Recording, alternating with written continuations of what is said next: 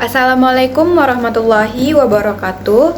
Selamat pagi semuanya, selamat pagi Ibu dan selamat pagi teman-teman semuanya. Yang pertama dan utama sekali saya ucapkan terima kasih kepada Ibu dosen pengampu mata kuliah Sistem Informasi Manajemen, yaitu Ibu Yulia Hanoselina SIP MAP. Sebelumnya, perkenalkan saya Salisha Manifatihah dengan NIM 23042212. Baik, pembuatan tugas video kali ini yaitu dengan tujuan untuk memenuhi tugas mata kuliah Sistem Informasi Manajemen. Pada kesempatan kali ini, saya akan membahas tentang pentingnya SIM dalam administrasi publik di Indonesia.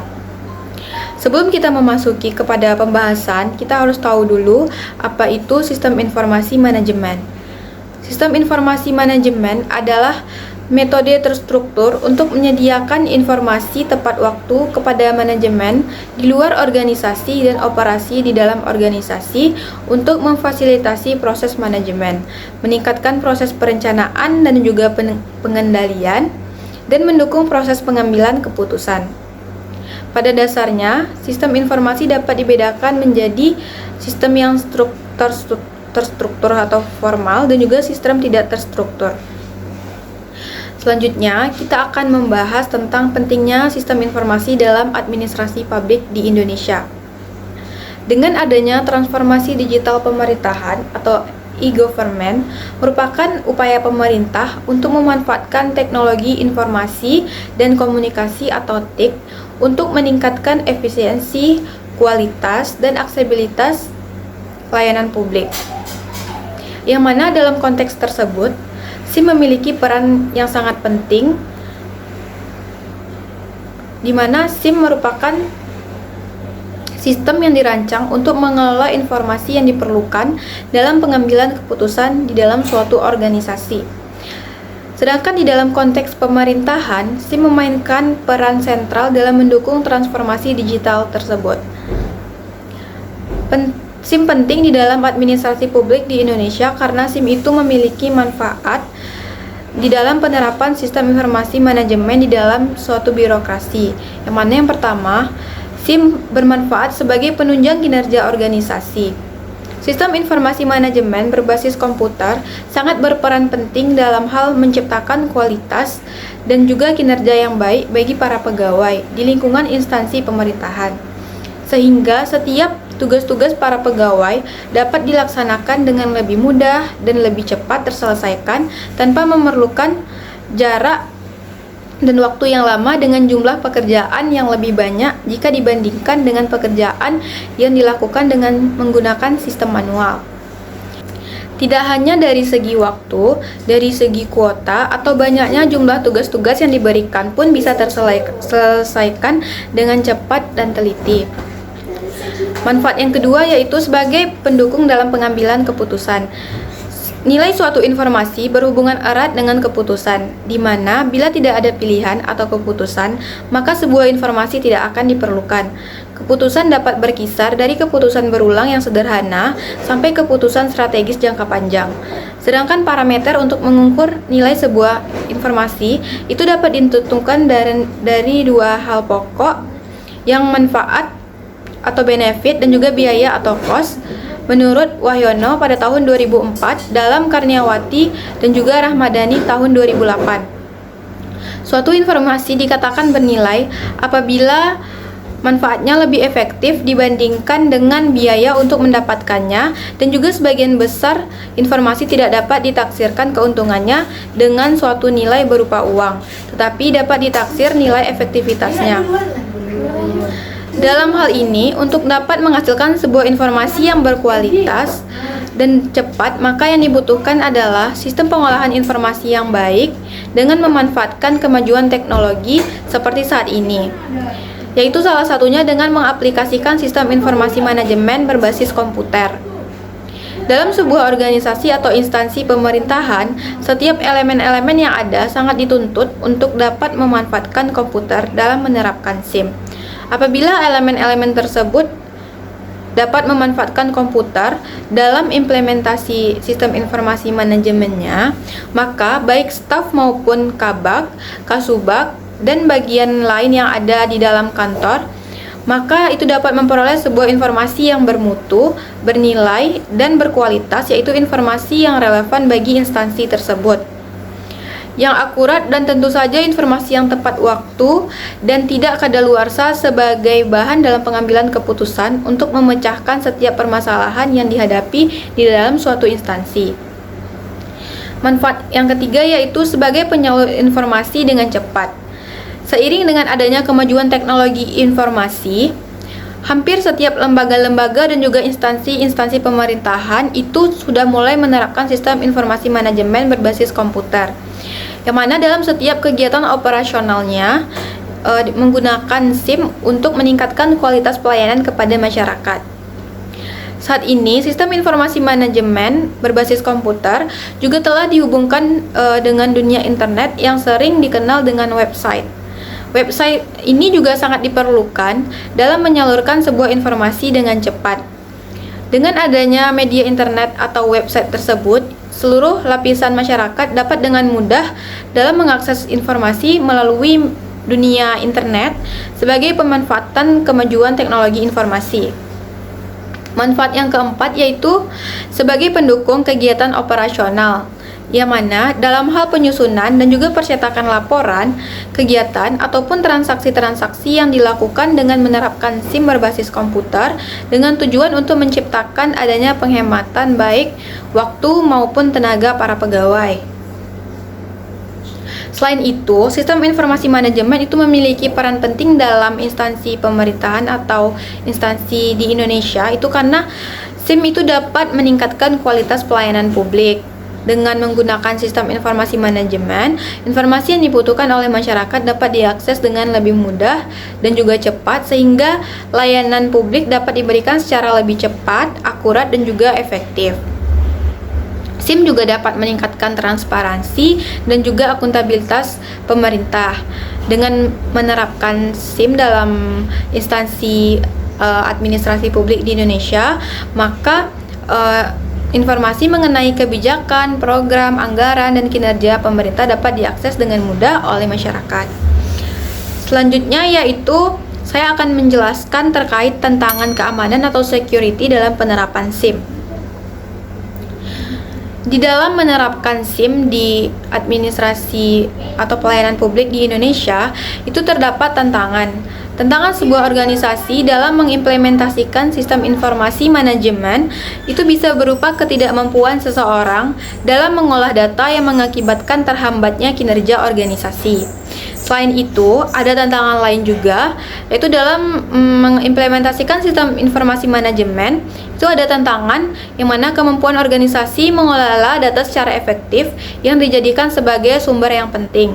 Jadi, dalam mengelola data tidak hanya tergantung pada perangkat keras dan juga perangkat lunak komputer saja, tetapi juga tergantung pada kemampuan seseorang dalam mengolah data. Kemudian ada juga beberapa tantangan keamanan atau security dalam penerapan SIM, yaitu yang pertama, tantangan dalam bidang keamanan informasi. Salah satu tantangan utama dalam implementasi SIM yaitu adalah keamanan informasi. Dengan banyaknya data yang sensitif yang disimpan dalam sistem, keamanan informasi menjadi penting. Yang mana ancaman keamanan seperti serangan cyber dan juga pencurian data itu dapat mengancam integritas dan juga kepercayaan terhadap layanan publik. Tantangan yang kedua yaitu integrasi sistem yang kompleks. Pemerintah seringkali memiliki berbagai sistem informasi yang berbeda yang tidak selalu kompatibel satu sama lain. Integrasi sistem yang kompleks menjadi tantangan dalam implementasi SIM dalam pelayanan publik. Sistem-sistem yang tidak terintegrasi dengan baik itu dapat menyebabkan kesulitan dalam berbagi informasi dan juga koordinasi antar instansi pemerintah. Tantangan selanjutnya yaitu adanya resistensi terhadap perubahan. Implementasi sistem informasi manajemen itu seringkali dihadapkan pada resistensi terhadap perubahan dari pihak-pihak yang terlibat. Banyak pegawai pemerintah yang masih enggan ataupun kesulitan untuk beradaptasi dengan teknologi baru, yang mana hal tersebut dapat menghambat proses implementasi dan mengurangi efektivitas SIM dalam mendukung e-governance. Tantangan selanjutnya yaitu kurangnya sumber daya kompetensi. Maksudnya, kurangnya sumber daya manusia yang terampil dan juga terlatih dalam mengelola SIM itu juga menjadi tantangan dalam pengimplementasian sistem informasi manajemen. Selanjutnya yaitu tantangan kebijakan dan regulasi yang tidak mendukung. Kebijakan dan juga regulasi yang tidak mendukung implementasi SIM itu juga mendapat menjadi tantangan, yang mana perubahan kebijakan yang seringkali terjadi atau kebijakan yang tidak selaras dengan tujuan implementasi SIM dapat menghambat proses implementasi dan juga mengurangi efektivitasnya dalam mendukung e-government. Materi selanjutnya yang akan saya jelaskan yaitu ancaman atau threats dalam SIM. Ancaman itu artinya adalah tindakan atau kejadian yang dapat merugikan suatu organisasi atau perusahaan. Kerugian itu dapat berupa uang, pekerjaan, peluang usaha atau business opportunity, reputasi organisasi, bahkan dapat menyebabkan kebangkrutan. Menurut Westylings, dalam Kazar tahun 2015 ada beberapa kemungkinan ancaman yang dapat terjadi. Yang pertama, interruption. Interruption merupakan perangkat sistem yang macet atau menjadi tidak tersedia, yang merupakan ancaman dari segi ketersediaan atau availability. Ancaman yang kedua yaitu interruption atau mencegat, yang mana adanya akses data yang tidak sah. Ancaman yang ketiga yaitu modifikasi oleh pihak yang tidak berwenang. Nah, ancaman itu memiliki jenis-jenis. Yang pertama ada ancaman eksternal dan juga ada ancaman internal. Untuk ancaman eksternal sendiri adalah serangan oleh non-pegawai dan umumnya dilakukan secara jarak jauh dari luar kantor organisasi. Berarti maksudnya ancaman yang berasal dari luar organisasi atau instansi tersebut. Contoh ancaman eksternal itu ada seperti peretasan, penolakan layanan atau serangan denial of service, dan juga malware. Yang pertama, saya akan membahas ancaman eksternal yaitu peretasan atau hacking. Peretasan merupakan tindakan mendapatkan akses terhadap komputer atau jaringan komputer dalam rangka mendapatkan atau mengubah informasi di dalamnya tanpa izin yang sah. Peretasan dapat diklasifikasikan menjadi peretasan hiburan, peretasan kriminal, atau peretasan politik, tergantung pada tujuan serangannya. Peretasan hiburan atau recreational hacking merupakan modifikasi program dan data tanpa izin hanya demi memuaskan rasa penasaran peretas semata. Sedangkan peretasan kriminal atau criminal hacking itu digunakan dalam penipuan atau pengintaian. Sedangkan peretasan politik atau political hacking itu yaitu merusak situs web untuk menyiarkan pesan politik yang tidak sah. Dan belakangan ini peretasan semakin menyangkut terorisme cyber atau cyber terorisme dan juga cyber warfare atau peperangan cyber yang menjadi ancaman besar bagi keamanan nasional. Dan tren baru lainnya menunjukkan kelompok peretasan atau hacking itu menyasar situs-situs penting yang membuat kepentingan nasional dan menyimpan informasi yang sangat sensitif. Contoh ancaman eksternal yang kedua yaitu denial of service, yang mana artinya serangan penolakan layanan atau denial of service menghasilkan aksi pada komputer atau perangkat jaringan yang mengakibatkan proses, sumber daya atau aktivitas lain berjuang keras dan juga gagal dalam merespon dengan baik. Sementara dengan penolakan layanan distribusi atau distribute denial of service terjadi saat beberapa perangkat terkena serangan DOS dari berbagai lokasi yang tersebar. Lalu lintas serangan tertentu atau pemanfaatan kerentanan yang menyebabkan target menjadi tidak responsif, umumnya yang sama, baik untuk serangan DOS maupun DDoS. Berbagai sumber yang terlibat dalam serangan DDoS seringkali membuat serangan lebih sulit ditangkal dan umumnya lebih berhasil melawan target yang lebih besar dan merespon lebih cepat. Ancaman eksternal yang ketiga yaitu adanya pengelabuan atau phishing. Pengelabuan atau phishing merupakan penggunaan surel atau pesan untuk mendapatkan informasi sensitif seperti nama pengguna, kata sandi, dan detail kartu kredit dengan menggunakan entitas yang terpercaya.